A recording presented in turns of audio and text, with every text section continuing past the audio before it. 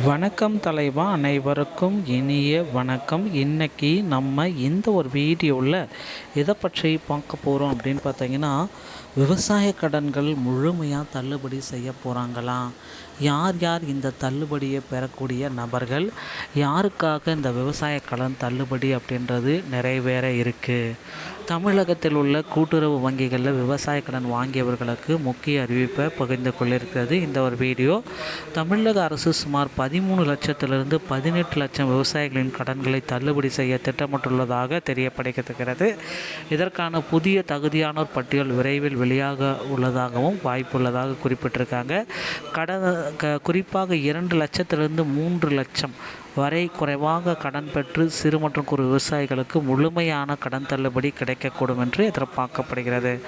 5 ஏக்கருக்கு அதிகமாக நிலம் வைத்திருப்பவர்கள் தகுதியின் அடிப்படையில் பகுதி அளவிலான தள்ளுபடி வழங்கலாம் என தெரிவிக்கப்படுகிறது. வறுமை கோட்டிற்கு கீழ் உள்ளவர்கள் முன்னுரிமை அளிக்கப்பட்ட நிலையில் கடன் தள்ளுபடி குறித்த அதிகாரப்பூர்வ அறிவிப்பு விவசாயிகள் வருகின்றன. தள்ளுபடி அறிவிப்பு வரும் என்ற விவசாயிகள் தங்கள் கடனுக்காக எதிர்பார்த்துட்டு இந்த தள்ளுபடி இல்லை அப்படின்றதுக்கு அமைச்சர் வினோத் அவர்கள் முக்கியமாக குறிப்பிட்டு சொல்கிறாங்க. விவசாயிகளின் பயிர்க்கடன் முழுமையாக தள்ளுபடி செய்யப்படும் அப்படின்னு அமைச்சர் வினோத் அவர்கள் குறிப்பிட்டு சொல்கிறாருங்க. தமிழ்நாடு அரசின் பகுதி அளவு பயிர்க்கடன் தள்ளுபடி, மேட்டூர் அணை நீர் திறத்தல் மற்றும் தாமதம், மேலும் விவசாயிகளின் கடனை முழுமையாக தள்ளுபடி செய்யப்பட வேண்டும் என எழுந்துள்ள கோரிக்கைகள் நிலையில் பயிர்க்கடனை முழுமையாக முக்கியமாக தகவல் செஞ்சிருக்காரு அவர்கள்.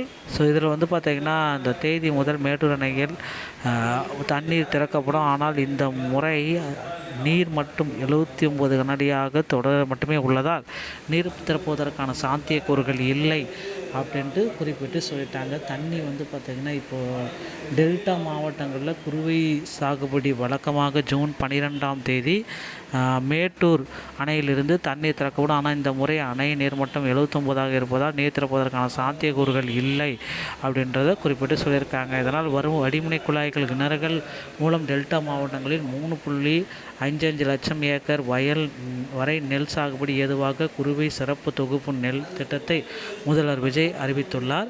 இதற்காக 77 கோடி 50 லட்சம் ரூபாய் ஒதுக்கப்பட்டிருக்கு. டெல்டா அல்லாத மாவட்டங்களில் கார்குறுவை சொர்ணவாரி சாகுபடிக்கு 57 கோடியே 33 லட்சத்தை ஒதுக்கியிருக்காரு அப்படின்றத நாம் சொல்லலாம். தமிழக அரசினுடைய பதவிகள் பார்த்திங்கன்னா மேட்டூரை பொறுத்த வரைக்கும் ஒரு அணை திறப்பு தாமதமானதால் மேலும் விவசாயிகள் கடனை முழுமையாக தள்ளுபடி செய்ய வேண்டிய நிலை எழுந்துள்ள நிலையில் பயிர்க்கடன் முழுமையாக தள்ளுபடி செய்யப்படுகிறது குறித்த அறிவிப்புகளை வேளாண் துறை அவர்கள் வெளியிட போகிறாரு அப்படின்றத எதிர்பார்க்கலாங்க.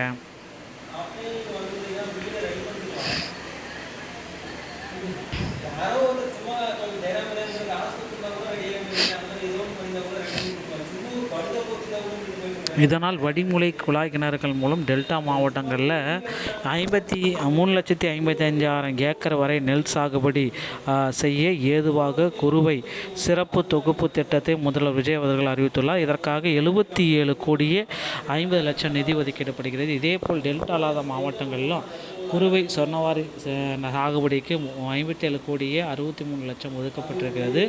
இதுவும் பார்த்திங்கன்னா குறிப்பிடத்தக்க ஒரு விஷயம். ஸோ குறிப்பாக கூட்டுறவு வங்கிகளில் சிறு மற்றும் குறு விவசாயிகள் வங்கி கடன்களை முழுமையாக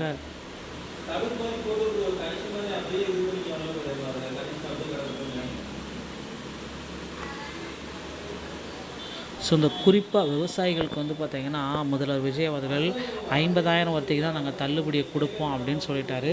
விவசாயிகள் சங்கத்தினரும் பார்த்திங்கன்னா நிறைய போராட்டங்களில் ஈடுபட்டாங்க. எங்களுக்கு இந்த தள்ளுபடி அளவை மாற்றி கொடுங்க, ஏன்னா காலங்காலமாகவே பார்த்திங்கன்னா விவசாய தள்ளுபடி மகாராஷ்டிராவில் 36,000 கோடி தள்ளுபடி பண்ணதுனால இதோடைய ரேஷியோவை கொஞ்சம் மாற்றி கொடுங்க அப்படின்னு கோரிக்கைகள் வச்சுருக்காங்க. நிச்சயமாக இவர்களுடைய கோரிக்கையை முதல்வர் விஜய் அவர்கள் என்ன பதில் சொல்ல போகிறாரு அப்படின்றத விரைவில் எதிர்பார்க்கலாம். ஸோ இது எல்லாமே பார்த்திங்கன்னா விவசாய கடன் தள்ளுபடி குறித்த தகவலை நீங்கள் தெரிஞ்சுக்கணும். மீண்டும் ஒரு நல்ல தகவலோடு நான் உங்களை சந்திக்கிறேன். நன்றி, வணக்கம்.